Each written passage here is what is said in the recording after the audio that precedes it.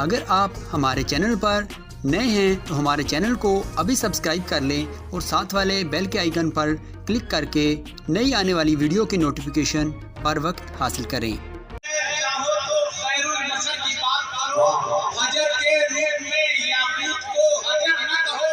बशर के भेष में लाकर बशर की बात, हजर के रूप में याकूत को हजर न कहो, बशर के भेष में लाकर बशर की बात करो। समझ सके न जो सरारे ये मिसली, वो कम नजर है किसी दीदावर की बात करो, वो कम नजर है किसी दीदावर की बात करो। न तख्त ताज न सरवत न कैसरी के लिए, न तख्त ताज न सरवत न कैसरी के लिए, रसूल आए हैं दुनिया की रहबरी के लिए। न तख्त ताज न सरवत न कैसरी के लिए, रसूल आए हैं दुनिया की रहबरी के लिए। नबी का इश्क मुकद्दम है, नबी का इश्क मुकद्दम है उम्मती के लिए, चराग जैसे जरूरी है रोशनी के लिए। नबी का इश्क मुकद्दम है उम्मती के लिए, चराग जैसे जरूरी है रोशनी के लिए। हज़रात गिरामी, आज जिस तारीख में हम बैठे हैं, इस तारीख में ना आपको दावत दी गई थी न मुझे, वो तारीख गुजर गई। 18 दिसंबर की तारीख दी गई थी। अगर आप अपने मोबाइल में देखें तो 19 दिसंबर है। तो गोया जिस तारीख में हमारे मुहिब्बे गिरामी कारी गुलाम सुब्हानी साहब ने हमें बुलाया, उस तारीख की तकरीर नहीं कराई। ये इश्तिबाह है, जाहिर सी बात है, वो तारीख मिस हो चुकी है। और मैं चाह ये रहा था कि आका अलैहिस्सलाम का जिक्र हम क्या करें जब उनका खून मौजूद हो, उनकी आग मौजूद हो। तो ये जसारत और जुरात, ये हिम्मत मैं नहीं कर सकता, लेकिन गुलामों को आकाओं के सामने कुछ बोल के सीख लेना चाहिए। और सीखना क्या, गवाह बन जाए तो मुकद्दर समझ जाए। जिंदाबाद जिंदाबाद। खुतबे मसनून के बाद कुरान अजीम की इस आयत मुबारका को अपनी गुफ्तगू का मौजू बनाया। वो मौजू गुफ्तगू इतना तवील है कि पूरी जिंदगी अगर इसकी गुफ्तगू की जाए तो शायद हमारी जिंदगी मुकम्मल हो जाएगी। ये गुफ्तगू मुकम्मल है। कायनात के अंदर कुरान अजीम जैसी अजीम किताब मौजूद नहीं। सबसे अजीम मर्तबा कोई कायनात में अगर किताब है तो अल्लाह का मुकद्दस कलाम है। उस कलाम पाक को बिस्मिल्लाह के बा से वन्नास के सीन तक रब्बे ज़ुल जलाल ने उसको हिदायत बनाकर रखा, उसको हिदायत बनाकर उतारा। अब हम गौर करते हैं कि कुरान को बिस्मिल्लाह के बाद से वन्नास की सीन तक हमारे लिए 6,666 आयतों पे मुहिम कुरान, 30 पारों में तकसीम कुरान, 114 सूरतों की शक्ल में कुरान, 7 मंजिलों में अता करता कुरान, हुदल मुत्तकीन अल्लज़ीना युमिनून बिल गैब का पैगाम देने वाला कुरान। हम जब इसे पढ़ते हैं तो बिस्मिल्लाह की बात पढ़ते हैं, वन्नास की सीन पे खत्म करते हैं। आज दौर शाख तक का है। जब हम गौर करते हैं वहां से शुरू होकर सीन पे खत्म, जब दोनों को मिलाते हैं शाख तक बनाते हैं तो पता चलता है नाज़िल होना हो गया। बिस्मिल्लाह के बाद से वन्नास के सीन को जब मिलाया तो हमें मिला बस, यानी आना हो गया। अब कोई नबी नहीं आएगा, अब कोई कलाम नहीं उतरेगा। रब्बे ज़ुल जलाल ने कर दिया। लेकिन जब हम पलट के नीचे के ऊपर देखते हैं तो सीन को बाहर से मिलाते हैं, पता चला ये सब बन गया। सब जो कुरान नाज़िल होना हो गया, बस वो उम्मत के लिए है, सब वो है उम्मत के लिए। सब बात को सीन से उधर से आना था। क्या करे चिश्ती साहब का आवाज तीन से माँ को मिला दिया। अब पता ये चला ये हो गया सब। अब जब सब है तो अब सब है। तलाश किया गया कि उम्मत में खलीफार है, नबी अकरम अलैहिस्सलाम को हाजिर व नाजिर मानना है। तो कुरान कह रहा है हाँ आओ मेरे पास, क्यों दुनियादारों के चक्कर में पड़ रहे हो। हमने कहा क्या अल्लाह के रसूल अलैहिस्सलाम के दुरूद व सलाम का की हाथे की डालियां निछावर करना। कहा आओ कुरान के पास। अगर कुरान करीम की बारगाह में पूछा गया कि नबी अकरम अलैहिस्सलाम की जिंदगी के बारे में, रसूल अकरम अलैहिस्सलाम की शान और अजमत के बारे में सवाल उठ रहा है, कहा सवाल उठाने वाले पर पूछ लो। कुरान करीम में रब्बुल जलाल ने नबी मुकर्रम के औसाफ इस अंदाज में बयान किया, इस अंदाज में बयान किया कि फरमा दिया वरफ़अना लका ज़िक्रक, ऐ महबूब हमने आपकी खातिर आपके जिक्र को बुलंद किया। रब्बुल जलाल जब जिक्र को बुलंद करना था तो उसी के खातिर बुलंद किया। अगर बुलंद किया तो मुतलक फरमा दिया। कितना बुलंद किया, बंदा तो पैमाना चाह रहा था। यहाँ तो एतराज होता है कि क्यों इतना बढ़ा देते हो, क्यों इतना बढ़ा देते हो। रब्बुल जलाल जिक्र को हद के अंदर रखा। फिर ज़हन ने कहना, ज़हन ने झिझोड़ा, ज़मीर ने ललकार के कहा कि अल्लाह का कुरान है, यहाँ ये सवाल करने की जरूरत नहीं है। ये बंदों का मिजाज अलग है, अल्लाह का कलाम अलग है। पता ये चला कुरान कहता ना बंदों के मिजाज से नहीं, कुरान अल्लाह का कलाम है, फितरत से टकराने वाला नहीं, फितरत के मुताबिक नाज़िल किया है। अगर तुम तो पैमाने की बात करते हो तो पैमाने की बात है ना, जहाँ पैमाने की जरूरत है वहाँ नबी के जिक्र में पैमाने की जरूरत नहीं थी। रब्बुल जलाल पैमाने का कहीं जिक्र है? हाँ, जब मैं अपने कुर्ब की बात करूंगा, रब्बुल जलाल जब अपने कुर्ब की बात फरमाता है तो कहता है वनहनु अक़रबु इलैहि मिन हब्लिल वरीद, मैं बंदे की शहरत से करीब हूँ। गोया कुर्बत के लिए शहरत को पैमाना बनाया, कुर्बत के लिए शहरत को पैमाना बनाया। गोया रब्बुल जलाल ने बंदों से अपने कुर्ब को जोड़ने के लिए, यानी रब्बुल आलमीन की कुदरत बंदों के मुकाबिल क्या माना रखती है, तो मामला ये हुआ शहरत को पैमाना बना दिया।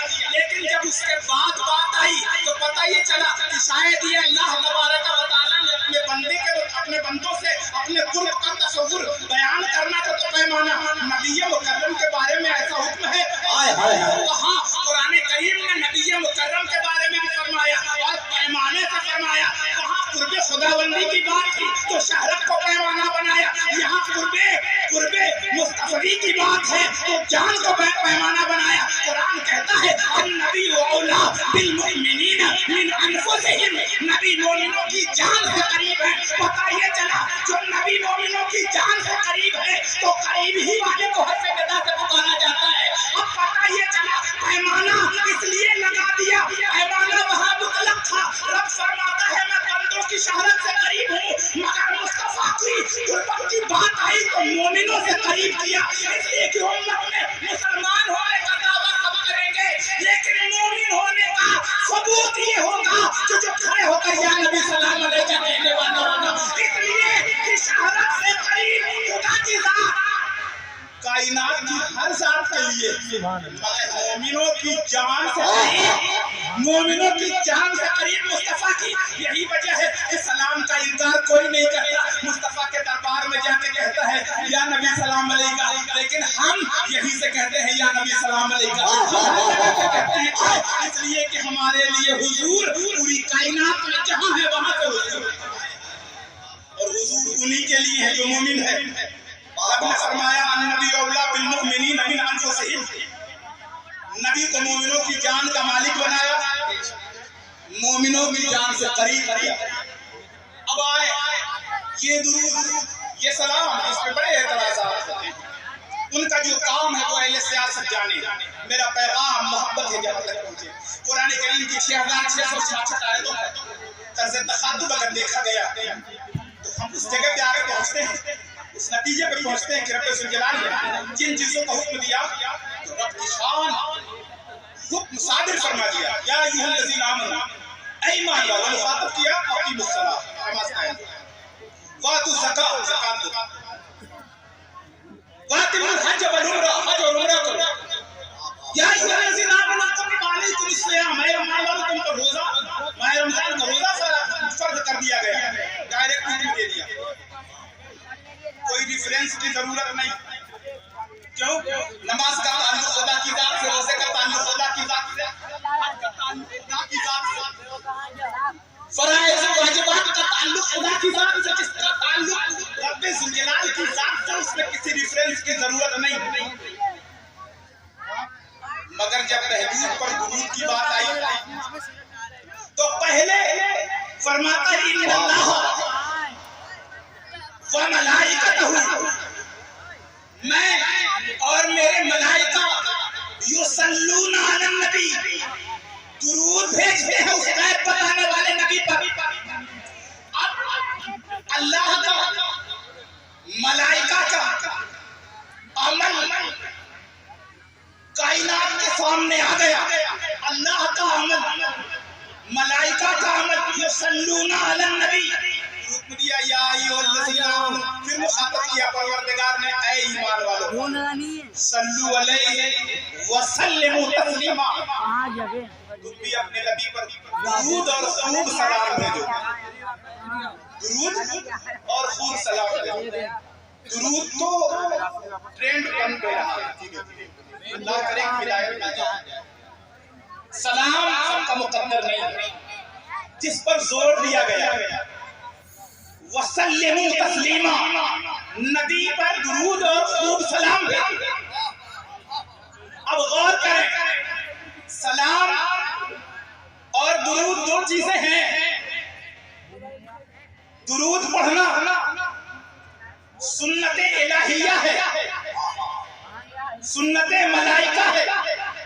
नमाज रसूलुल्लाह की सुन्नत, रोजा रसूलुल्लाह की सुन्नत, हज रसूलुल्लाह की सुन्नत, उम्रा रसूलुल्लाह की सुन्नत, कुर्बानी रसूलुल्लाह की सुन्नत, और दुरूद अल्लाह की सुन्नत। सुभान अल्लाह। सुन्नत इलाहिया की तकमील दुरूद पाक मुस्तफा में। ये सुन्नत इलाहिया भी है, सुन्नत मलाइका भी है, हुक्म खुदा भी। अब आए दुरूद पढ़ना जब इतनी अहमियत का हामिल है तो दुरूद पढ़ने से बेला मुबालगा सवाब मिलता है, इसमें तो कोई एतराज नहीं। दुरूद पढ़ने से सवाब मिलता है, लेकिन अगले जुमले पर गौर करिएगा, दुरूद पढ़ने से सवाब मिलता है, लेकिन सलाम पढ़ने से जवाब मिलता है।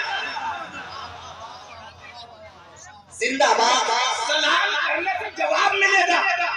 अब जरा गौर करें, उम्मती नबी का सलाम भेजे, ये उसका मुकद्दर, मगर नबी अगर वालेकुम सलाम भेजे तो उसका वसीला मेराज की मंजिल तक पहुंचेगा, उसकी जिंदगी की मेराज होगी, जिसके लिए एक मरतबा नबी कहे, मेरे उम्मती तू भी सलाम कर।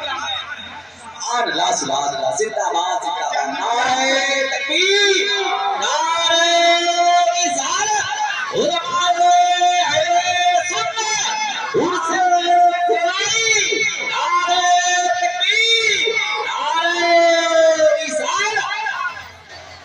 दुरूद पढ़ने से सवाब मिलता है तो सलाम पढ़ने से जवाब मिलता है। अब एक बात और करें, ये वो अहम तरीन वजीफा है। बंदा हुक्म किसको दिया परवरदिगार ने बंदों को कि मेरा और मेरे मलाइका का अमल है। ऐ ईमान वालों, तुम भी अपने नबी को खूब दुरूद और खूब सलाम करो। बंदा जब दुरूद पढ़ना शुरू करता है तो दुरूद का आगाज कहां से करता है? आगाज करता है अल्लाहुम्मा सल्ली अला। अल्लाह बंदों से कह रहा है और बंदे रब से इल्तिजा कर रहे हैं, अल्लाहुम्मा सल्ली अला, ऐ अल्लाह रब्बुल आलमीन तू दुरूद भेज मोहम्मद सल्लल्लाहु अलैहि वसल्लम। माशाअल्लाह, सुभान अल्लाह। ये तेरा अमल है ना, ये तेरा अमल है, हम शाया निशान नहीं कर सकते, यानी इनकी इल्तिजा तो हम तो कर ही रहे। अब गौर करें, एक तो ये बात, एक बड़ा दावा है, बड़ा दावा। नमाज हुक्म खुदा की तकमील है, रोजे महशर में सबसे पहले पूछी जाने वाला अमल है, उसे हल्के में न लिया जाए। नमाज सबसे अहम तरीन इबादत है, इसे करना ही है, लेकिन सिर्फ करना ही है, कबूलियत हमारे हाथ में नहीं है। रब चाहे कबूल करे या ना करे, बंदा नमाज पढ़ रहा है, रब चाहे कबूल करे ना करे। हम रोजा रखें, रब चाहे कबूल करे ना करे। हम इस्तिताअत रखते हैं, हज करें, रब चाहे कबूल करे ना करे। दुनिया में जितने अमाल हमारे लिए हुक्म दिए गए फर्ज या वाजिब के दर्जे में हमें करना है, कबूल करना रब का काम है। ये अमल है, नाकिस भी हो सकता है, कामिल भी हो सकता है, रब कबूल करे या ना करे ये उसकी मर्जी। मगर दावे के साथ मैं कहता हूँ दुरूद पाक एक ऐसा वजीफा है जो कबूल ही होना है, इसलिए कि जो बंदे का अमल है रब की मर्जी, चाहे कबूल करे ना करे, मगर दुरूद उसी की अदा है, वो अपना अमल क्यों ना कबूल करेगा। माशाअल्लाह, सुभान अल्लाह। अब तो दुरूद का अमल है, रब अपने अमल को क्यों रद्द करेगा। और बंदा इसीलिए कहता है अल्लाहुम्मा सल्ली अला मुहम्मद। जब हमने ये पढ़ लिया तो ये कबूल ही होना है। सरकार फरमाते हैं खुशू के साथ अगर पढ़ा गया तो मैं अपने गोशे मुबारक से सुनता हूँ, और अगर रस्मी दुरूद पढ़ लिया गया तो भी पहुंचा दिया जाता है, तो भी मेरी बारगाह में पहुंचाया जाता है। दुरूद पाक के हवाले से अगर गुफ्तगू की जाए तो लंबी गुफ्तगू हो जाएगी। अब रहा सवाल ये है, दुरूद पाक और सलातो सलाम, जमात अहले सुन्नत में सलातो सलाम के लिए अदबंद खड़े हो जाते हैं। खड़े होना और बैठना इसे ऑप्शनल मान लिया जाए। अगर किसी को खड़े होने से ज्यादा दिक्कत है तो भैया बैठ के पढ़ना शुरू करो। इसमें पढ़कर पढ़ने से छोड़ देते, पढ़ना शुरू करने पढ़ना छोड़ देते। अब रहा सवाल हम खड़े क्यों होते हैं। हम अहले सुन्नत हैं, बेदलील अमल नहीं करते किसी चीज का। उसकी वजह क्या है? वजह यह है कि जब हम कुरान करीम की तिलावत करते हैं तो ये कुरान नमाज में भी पढ़ा जाता है, गैर नमाज में भी पढ़ा जाता है। लेकिन कुरान जब हम हिफ्ज़ कर रहे हों, क़िराअत कर रहे हों, तिलावत कर रहे हों, कुरान खानी की महफिल में बैठे हों, तो जब भी कुरान गैर नमाज में पढ़ते हैं तो बैठ ही के पढ़ते हैं। क्यों? इसलिए कि ये गैर नमाज, ये अदब है कुरान बैठ कर पढ़ा जाए।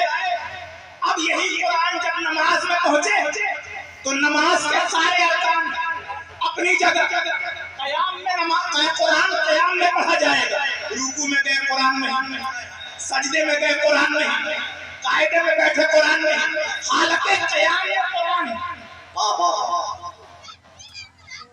कुरान हालत क़याम में जब खड़े हैं तभी कुरान। जैसे रुकू में तस्बीह शुरू, सजदे में गए तस्बीह शुरू, कायदे में बैठे तहियात शुरू, कुरान पढ़ने के लिए क़याम। अब अगर कुरान अहमुल इबादत, उम्मुल इबादत, नमाज जैसे अहम तरीन फरीज़े में कुरान खड़े होकर पढ़ा जाता है। अब बच्चा मदरसे में जाके खड़े होकर कुरान पढ़ना शुरू करे, उसका क्या बैठ जाओ, वो दलील दे कि कुरान नमाज में खड़े होकर कहा जनाब वो अहम तरीन इबादत है, नमाज और गैर नमाज का फर्क वाज़ा हो जाए तो नमाज का हुक्म है, ये तिलावत का अदब है।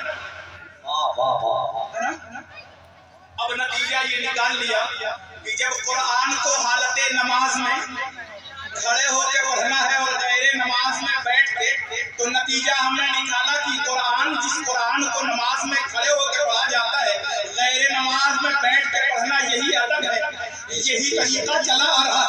तो नमाज के अंदर सलाम भी पढ़ा जाता है या तो मालूम हुआ तहिय्यात में नबी को मुखातब करके कहा जाता है अस्सलामु अलैका अय्युहन नबी। हालत नमाज में हम सलाम कहते हैं, तो हालत नमाज में सलाम कैसे कहते हैं? पता ये चला हालत नमाज में बैठ के सलाम कहते हैं।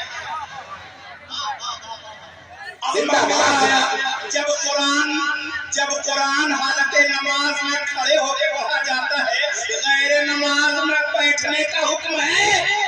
तो जब नमाज में सलाम बैठ के पढ़ा जाता है तो गैर नमाज में खड़े हो जाया ताकि ये मालूम हो वो अस्सलामु अलैका अय्युहन नबी था जो नमाज में था, ये या नबी सलाम अलैका जो मीलाद में।